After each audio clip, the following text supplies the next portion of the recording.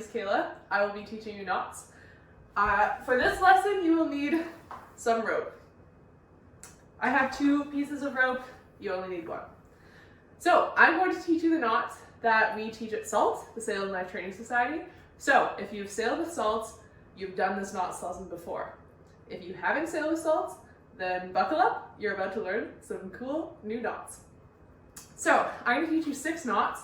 I'm going to teach you how to tie them, what they're called, and what they're for. And luckily this is a video, so if you get lost, you can just rewind and play it again.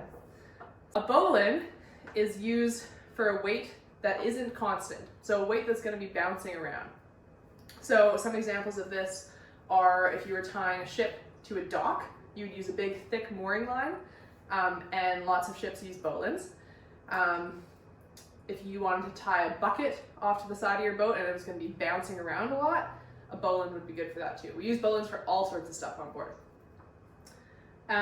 So you're going to pretend that this end of your line is attached to your boat somewhere. So you can't really use that end. So you just have your working end here. This is all you have to work with. So what you're going to do is you're going to take your line and you're going to make a 6. Now, a very key part of this is that the stick part of the 6 is in behind the loop there. So all you, if you want to do that, you can just grab the line and kind of fold it up to make a loop, like so. Then you're just going to twist that a little bit to kind of flatten it out. So you have the stick part of your 6 in behind, and then a loop that's coming down like that. Okay? So now you're going to take your working end of your line. You're going to come up through the loop. You're going to go around that long end of your line there and back down through the loop you've created, like so. Then you're going to cinch it tight. Now it should look like a little person in a life jacket.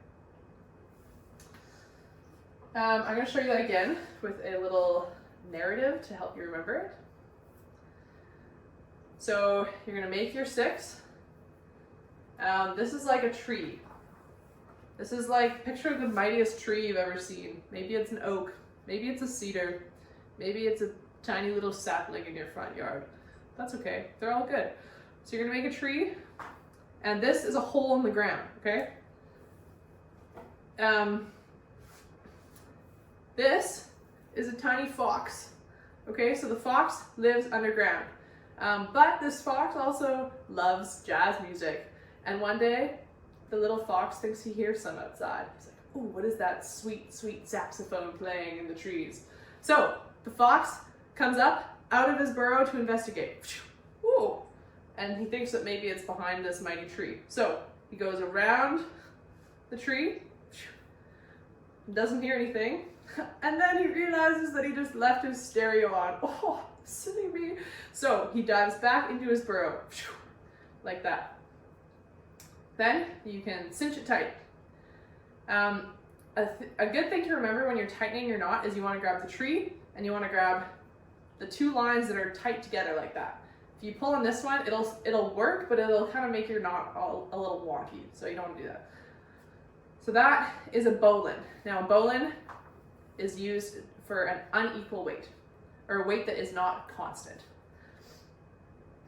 So to review, we have a reef knot, which is used for tying 2 lines of equal diameter together. We have a sheet bend, which is used for tying 2 lines of unequal diameter together. We have a figure 8 knot, which is used as a stopper knot to prevent a line from going through an opening. We have a sail tie, which is used as a quick release knot for things also other than sails, but including sails. We have the clove hitch, which is used for tying something with a constant weight.